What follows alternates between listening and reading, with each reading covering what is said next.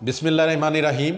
मैं हूं जवेद इकबाल हंजरा और आप देख रहे हैं आज की बात। नाजरीन, हमारे मुल्क का इन्हसार एग्रीकल्चर पे है और 70% जो आबादी है ये टोटली डिपेंड करती है ज़राअत के ऊपर, क्योंकि हमारा एग्रीकल्चर के हवाले से जो पाकिस्तान है उसकी जितनी ज़्यादा से ज़्यादा जो आबादी है वो एग्रीकल्चर के साथ रिलेटेड है, ज़राअत के साथ रिलेटेड है। लेकिन 75 साल से हमारी जो ज़राअत है हमेशा ज़बो हाली का शिकार रही है। हालांकि ज़रई मुल्क होने के बावजूद हम बाहर से चीज़ें इंपोर्ट करते हैं, गंदम हम बाहर से मंगवाते हैं, चीनी बाहर से मंगवाते हैं, सब्ज़ियाँ बाहर से मंगवाते हैं। तो फिर हमारा जो मुल्क है एक एग्रीकल्चर लैंड होने के बावजूद इस पे क्यों नहीं खासी तवज्जो दी जाती कि इसको प्रॉपर एक अच्छी प्रोडक्शन के लिए इस्तेमाल किया जाए, हमारी ज़राअत की पैदावार अच्छी है, हमारा एग्रीकल्चर बेहतर हो, ताकि हमें बाहर से कोई चीज़ ना मंगाना पड़े। हमारे पड़ोसी मुल्क भारत की अगर बात करें तो भारत ने आज तक बाहर से गंदम बरामद की। हमेशा 1.5 अरब की आबादी होने के बावजूद उसने अपनी जो उनकी प्रोडक्शन होती है गंदम की उसके ऊपर इन्हसार किया और उससे ही उसका मुल्क चल रहा है। लेकिन हम हैं कि हम हर साल बाहर से हमें गंदम मंगानी पड़ती है। अब जैसे गंदम का सीज़न चल रहा है तो गंदम के सीज़न में जिस तरह के पिछले साल में भी यही सूरत हाल पैदा हुई, खाद जो है वो शार्ट होगी, यूरिया शार्ट होगी, DAP शार्ट होगी, किसानों को वो मिल नहीं रही थी। इसी तरह जब गंदम की बुआई शुरू होती है तो पानी की शॉर्टेज हो जाती है, पानी की वाराबंदी कर दी जाती है और फिर 1 महीने के लिए मुकम्मल तौर पे पानी मुकम्मल तौर पे बंद कर दिया जाता है। कम अज़ कम जो खादें हैं वो मुकम्मल तौर पे किसान को जब मिलेंगी वो अपनी फसल की बेहतर पैदावार ले सकता है। इसी तरह पानी की अदम दस्तयाबी की वजह से भी उसकी फसल पे असर पड़ता है। और आज हम 75 साल में जब साइंस कहाँ से कहाँ पहुँच गई, दुनिया चाँद पे बस्तियाँ बसाने का प्लान कर रही है, तो आज भी हमारी जो ज़राअत है, आज भी हमारा जो एग्रीकल्चर है वो ज़बो हाली का शिकार है। आज भी जो हम आज से तकरीबन 30 साल 35 साल 25 से 30 मन आज भी हमारी औस एवरेज जो गंदम की है आज भी वही आ रही है, बल्कि वो तो पिछले साल और भी कम हो गई है, क्योंकि लोगों को फर्टिलाइज़र नहीं मिला, DAP नहीं मिली, यूरिया नहीं मिला, दीगर खादें दस्तयाब नहीं हुई। उसमें बहुत से मसाइल आए, महकमे की तरफ से भी मसाइल आए, डीलरों की तरफ से भी मसाइल आए, लेकिन इसको कोई ऐसा मेकनिज़म हुकूमत नहीं बना सकी कि जिसकी वजह से जो किसान हैं उनको खाद की दस्तयाबी हो सके आए। अब अगर हम महकमा ज़राअत की सिर्फ बात करें तो महकमा ज़राअत का यही काम है कि वो हमारे जो प्रोडक्शन है, मुल्क की पैदावार है, उसको बढ़ाने के लिए इक़दामात करें, उसके बढ़ाने के लिए प्लान करें, लोगों को तरगीब दें, लोगों को गाइड करें, लोगों को मोटिवेट करें और उनको लोगों को जाके गांव में जाके समझाएं कि हम ज़्यादा से ज़्यादा कम खर्चा करके ज़्यादा से ज़्यादा पैदावार कैसे ले सकते हैं। ये काम करने की बजाय जो डीलर दूर दराज के इलाकों में खाद रख के बैठे हैं, जो वहाँ के किसानों को खाद मुहैया कर रहे हैं, उनके ऊपर रेड करने शुरू कर दिए, उनके ऊपर छापे मारने शुरू कर दिए, उनके ऊपर मुकदमात कायम करने शुरू कर दिए।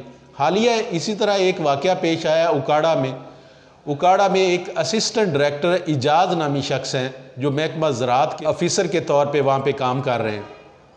उन्होंने दूर दराज जो उकाड़े के दूर दराज के गांव हैं जहाँ पे खाद की दस्तयाबी लोगों ने बनाई हुई है, छोटे छोटे वहाँ पे डीलर बैठे हैं, थोड़ी सी वो खाद मंगाते हैं और वहाँ के जो किसान हैं उनको वो मुहैया करते हैं, उनको प्रोवाइड करते हैं ताकि उनको मसाइल का सामना ना करना पड़े।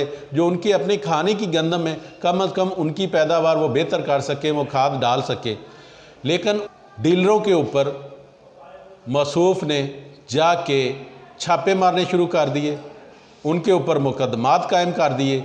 एक अड्डे पे मिसाल के तौर पे 3 डीलर या 2 डीलर बैठे, एक डीलर को टारगेट कर लिया जाता है और उसी के ऊपर 4 से 5 मुकदमात कायम कर दिए जाते हैं कि आप तो खाद ब्लैक में सेल कर रहे हैं। जब डीलरों से बात हुई तो डीलरों ने कहा कि हमें खाद दस्तयाब करके दें तो हम सरेआम बेचते हैं, कंट्रोल रेट पे बेचते हैं, लेकिन जब हमें कंपनियां ही पूरी खाद दस्तयाब नहीं करती, पूरी खाद हमें मिलती ही नहीं है, करोड़ों रुपए की इन्वेस्टमेंट करने के बाद जब हम कंपनी को डीडी लगवाते हैं तो कंपनी कहती है कि एक डीएपी की आप बोरी लेंगी तो साथ हम आपको 2 यूरिया की बोरियां देंगे और साथ 1 या 2 नाइट्रोफास की बोरियां देंगे, और इसी तरह बोरान वगैरह जो उनका जो और कोई प्रोडक्ट हैं इन कंपनियों की वो हम आपको देंगे, तो फिर आपको खाद मिलेगी। तो जब डीलर्स को इस मद में इस तरह खाद मिलती है तो फिर उसकी कोशिश होती है कि मैं कुछ ना कुछ लेके, ब्लैक मार्केटिंग की मैं बात नहीं कर रहा, ना मैं उसको सपोर्ट करना चाहता हूँ, लेकिन जो उसके पास खाद आती है उसकी कोशिश होती है कि मैं वहाँ के किसानों को दस्तयाब कर दूँ। अब इसमें जो हमारा महकमा जाए और महकमा जाके उनके ऊपर छापे मारे, उनको फ़ाइन करे 50-50 हज़ार रुपये और उनके ऊपर मुकदमात कायम करे। अब अगर उन्होंने खाद मंगानी छोड़ दी जिस तरह पिछले साल हुआ था, और पिछले साल हमारा जो डिवीज़न साहिवाल था जो मल्टी क्रॉप एरिया माना जाता है, और पोटाटो में और मेज़ में ज़्यादा पैदावार देने वाला जो हमारा इलाका है, इसमें खाद की शार्टेज होगी। और इसमें सबसे बड़ा रोल जो था, सबसे बड़ा रोल हमारे महकमा ज़राअत का था कि जब उन्होंने बेजा डीलर्स हजरात को तंग करना शुरू कर दिया तो उन्होंने खाद मंगवानी छोड़ दी। जब वो खाद नहीं मंगवाएंगे तो किसान को खाद कौन लेके देगा, क्योंकि ये ऐसा काम नहीं है कि हर बंदा ये काम कर ले, ये करोड़ों रुपए की इन्वेस्टमेंट का काम है। तो जब उन डीलर्स हजरात को जो दूर दराज के इलाकों में बैठे कारोबार कर रहे हैं, लोगों को खाद की दस्तयाबी उन्होंने यकीनी बनाई हुई है, वहाँ पे लोगों को खाद दस्तयाब करते हैं, तो जब आप उनके ऊपर जाके छापे मारेंगे, उनको ब्लैकमेल करेंगे, उनसे मंथलियाँ वसूल करेंगे, उनके ऊपर मुकदमात कायम करेंगे, फिर उनको आप लिस्टें फराम करेंगे कि ये मेरी लिस्टें हैं, आप इनको खाद भी दें कंट्रोल रेट पे, तो वो जब सारी बातें आपकी मानेंगे, मानने के बावजूद आप उनके ऊपर मुकदमात कायम कर देंगे, तो वो बिल्कुल खाद मंगानी वहाँ पे छोड़ देंगे। और जब खाद मंगानी छोड़ देंगे तो उसमें आपका नुकसान नहीं है, महकमा एग्रीकल्चर का नुकसान नहीं है। आपका काम बनता है कि हमारे जो मुल्क की पैदावार है उसकी बेहतरी के लिए आप इक़दामात उठाएं, प्लान करें, लोगों को गाइड करें, घर घर जाके लोगों को विलेज टू विलेज जाके लोगों को गाइड करें कि आप कम लागत के साथ किस तरह बेहतर पैदावार ले सकते हैं। लेकिन ये आप सारे काम छोड़ के आपने डीलरों को ब्लैकमेल करना शुरू कर दिया। इस तरह तो निज़ाम नहीं चलेगा, इस तरह तो हमारे मुल्क की पैदावार डेफिनेटली कम होगी, पानी मिल नहीं रहा, खाद की अदम दस्तयाबी होगी, तो किसान के पास खाने के लिए भी गंदम दस्तयाब नहीं होगी, फिर हमें इंपोर्ट करनी पड़ेगी, बाहर से मंगवानी पड़ेगी। पिछले साल ऐसे ही नहीं हाल हुआ, पिछले साल भी ऐसे ही हाल हुआ। शहरों में आप देखें तो शहरों में जितने डीलर बैठे हैं, एक दिन उनका मखसूस होता है, हफ्ते में एक दिन उनकी गाड़ी आती है 1000 बैग की या 2000 बैग की, तो वहाँ पे एक किलोमीटर तक लाइनें लगी होती हैं 2-2 बोरियाँ लेने के लिए। तो खुदारा महकमों को पुल का रोल अदा करना चाहिए ताकि वो डीलर काम भी करते रहें, किसानों को खाद भी मुहैया हो। ये ना हो कि डीलरों को इतना तंग किया जाए कि वो खाद मंगाना भी छोड़ दें। और डीलरों ने बाकायदा तौर पे इनको मंथलियाँ भी देना शुरू की हुई हैं, मंथलियाँ भी देते हैं, बाकायदा तौर पे उनका रिकॉर्ड भी मौजूद है। उसके बावजूद ये लिस्टें भी फराम करते हैं कि आप मेरा ये फ़लाँ बंदा आ रहा है, इसको 100 बोरी दे दें, 50 बोरी दे दें, 20 बोरी दे दें। जब उनका मैंने डाटा सारा निकाला तो उनमें से जो अक्सरियत थी लोगों की, उनकी ज़मीन ही नहीं है। और वहाँ के लोगों से, मुकामी लोगों से मुझे पता चला कि ये लोग महकमा जो है वो खाद इस तरह डीलरों से ले लेता है और आगे बेच देता है, महंगे दामों बेच देते हैं।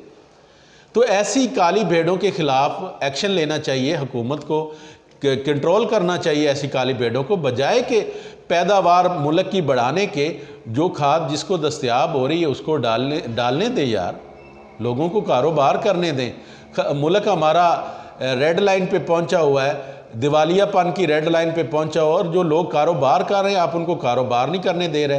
तो बहुत सारे ऐसे मामलात या अवामल हैं जो हमारी ज़राअत को आगे बढ़ने नहीं देते। महकमा ज़राअत जिसका काम था कि एग्रीकल्चर की डेवलपमेंट करते, महकमा ज़राअत अपनी नए सीड लेके आता, नई रिसर्च करता, हमारी पैदावार बढ़ती। हमसे दूसरे मुल्क वो ज़्यादा पैदावार ले रहे हैं। यही गंदम की पैदावार दीगर मुल्कों में 70 से 80 मन तक, 100 मन तक आ जाती है, और आज भी हमारी जो औसत एवरेज पैदावार है वो आज भी हमारी 20 से 22 मन तक है। एक एग्रीकल्चर पे प्रॉपर अगर हमारी हुकूमत तवज्जो दे ले तो हमारा मुल्क दिनों में खुशहाल हो सकता है। लेकिन जब महकमे में ऐसी काली भेड़ें मौजूद होंगी तो फिर क्या बनेगा हमारा, क्या बनेगा ज़राअत का, क्या बनेगा हमारे मुल्क का। इंशाअल्लाह ने किसी और प्रोग्राम के साथ आपकी खिदमत में हाज़िर होंगे। तब तक मुझे दें इजाज़त। अल्लाह हाफ़िज़।